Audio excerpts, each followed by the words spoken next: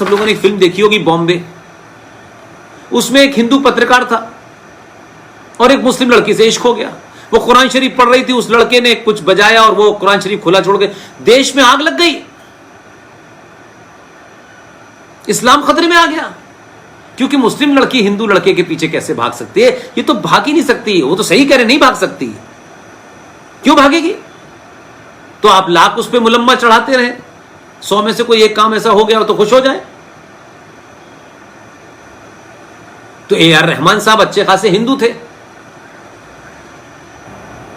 Convert होने के बाद उनकी एक बेटी जो है आसिया अंदराबी की तरीके से बंद रहती है, बिल्कुल बुर्के में। फिल्म इंडस्ट्री के आदमी, मॉडर्न आदमी है, वहां मॉडर्निज्म खत्म हो जाता है। तो लक्ष्मी नाम की फिल्म आ रही है, लक्ष्मी बॉम्ब, तो कोई सवाल नहीं पूछ रहा है। अगर ये मोहम्मद बॉम्ब आ जाता तो इस देश में बम फट जाते, तो सेकुलरिज्म खतरे में हो जाता। तो मेरा कहने का सेंस ये है कि भाई, एक गदर फिल्म भी आई थी, मैंने सुना है, उसमें एक सरदार को एक मुसलमान शकीरा नाम की लड़की से इश्क हो जाता है, वो प्रेग्नेंट हो जाती है। इस पे मनी रत्नम नाम के उस डायरेक्टर प्रोड्यूसर के घर पे बम धमाका फेंका,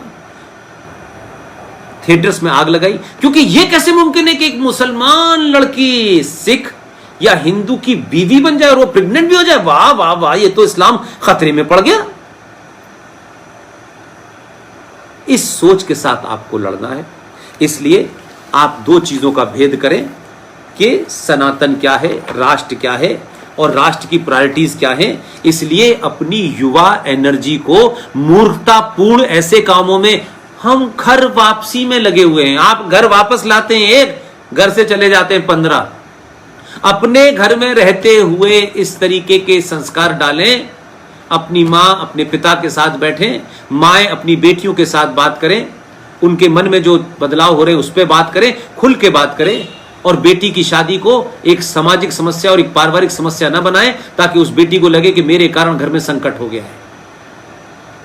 आपसे ज्यादा गरीब है दूसरे लोग, उनके यहां संकट नहीं होता, लेकिन क्योंकि हमने इतने नौटंकियां कर ली हैं, गोत्र गोत्र में गोत्र गोत्र में गोत्र, आप मिलाते रहिए, उम्र निकल गई, गोत्र नहीं मिला आपको। और जिंदगी की कुछ नेचुरल चीजें होती हैं, कहीं चली गई, फिर आप वापस लाने में लगे। कहां जाए, कौन किसको लेने जा रहा है? सही काम करिए। इसलिए आज सनातनियों के पास, आपके हिंदू युवा वाहिनी मंच से मैं एक ही आह्वान करना चाहता हूं।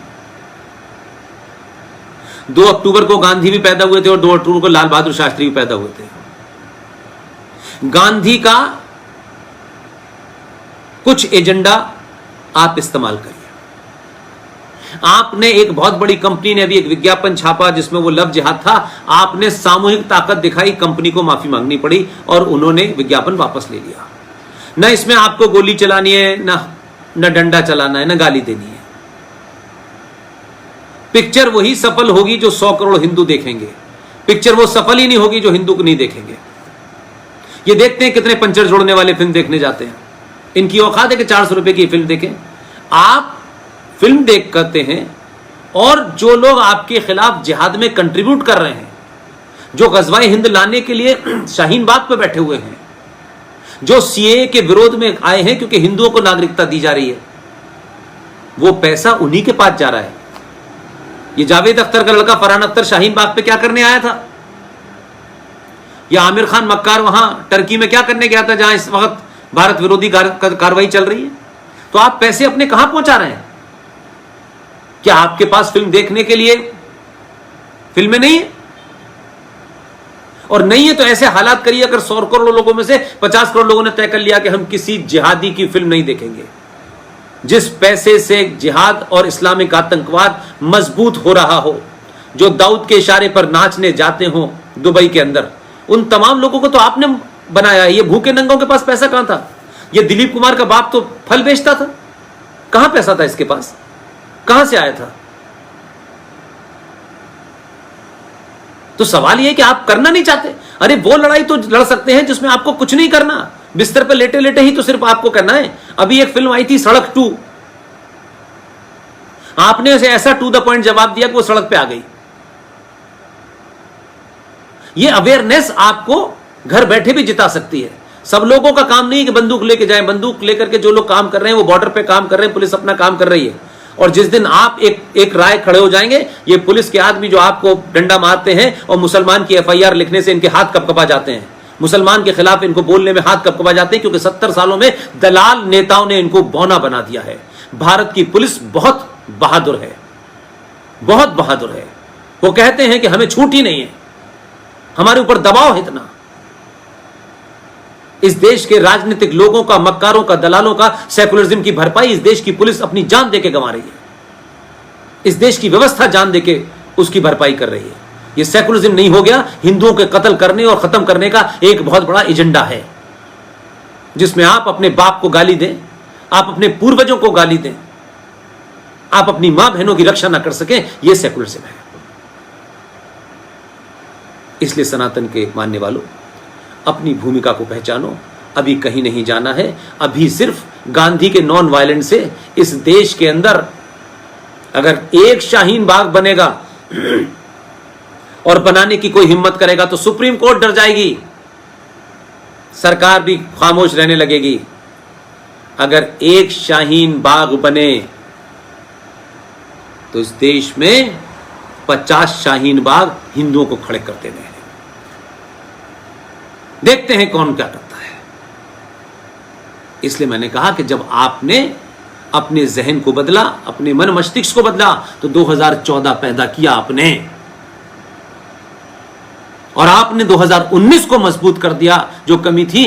तो फिर देश का गृह मंत्री भी वो आया जो कड़ी निंदा नहीं करता था। आपका दबाव और आपकी ताकत जब पीछे खड़ी हो जाएगी, वो ये देखेंगे कि हमें अब चुनाव जीतने के लिए किसी की ठोड़ियों में हाथ नहीं डालना है। ये 50 करोड़ लोग खड़े हैं और अगर हमसे 10 गलती भी हो गई तो ये हमें माफ कर देंगे, क्योंकि हम इनके इग्नोर नहीं कर सकते, इनकी भावनाओं से नहीं खेल सकते। तो दावा है मेरा, दावा संविधान भी लागू होगा। और संविधान में जो कुकर्म करके चीजें सन 1976 में डाली गई और जो नए नए कानून बना दिए गए, ये मुस्लिम पर्सनल लॉ बोर्ड, ये अल्पसंख्यक आयोग, ये हज कमेटियों, जिनको संवैधानिक दर, ये सब निरस्त होंगे। अगर देश सेकुलर है तो फिर इस देश की एजुकेशन भी एक हो और सेकुलर हो। फिर ये कुरान जैसी वो किताब जो दुनिया के लिए खतरा है, कुरान जो जिहाद सिखाता है, जो हेट्रेड सिखाता है, जो कत्ल करने की कोशिश करता है, फिर ये किताब क्यों पढ़ाई जाएगी? इलाहाबाद हाई कोर्ट ने 2011 में एक फैसला दिया था जिसकी चर्चा मैं कर रहा हूं। दिल्ली में बहुत सारे टेलीविजन के लोग आए हैं लेकिन वो बता नहीं पा रहे हैं। वो कुरान शरीफ को गीता से जोड़ रहे हैं। इलाहाबाद हाई कोर्ट ने एक लंबी सुनवाई के बाद यह फैसला दिया कि गीता राष्ट्रीय ग्रंथ है।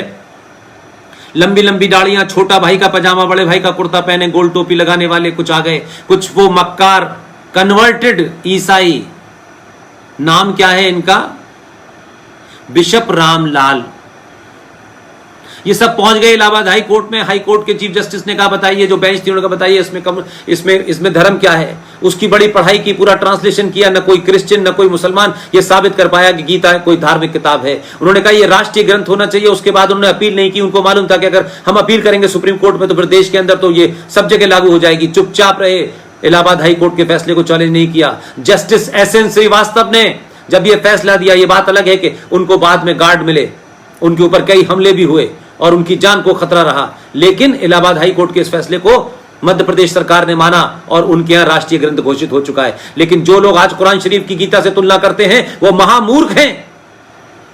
ये वैसे ही है जैसे सनातन की बात आप करते हैं और धर्म को मजहब से जोड़ने लगते हैं, और मजहब को धर्म से जोड़ने वाले और कुरान को गीता से बराबर करने वाले ये वैसे ही है जो नाली का मुकाबला समुद्र से कर रहे हैं। नाली एक मजहब है और समुद्र एक धर्म है, इतना फर्क है।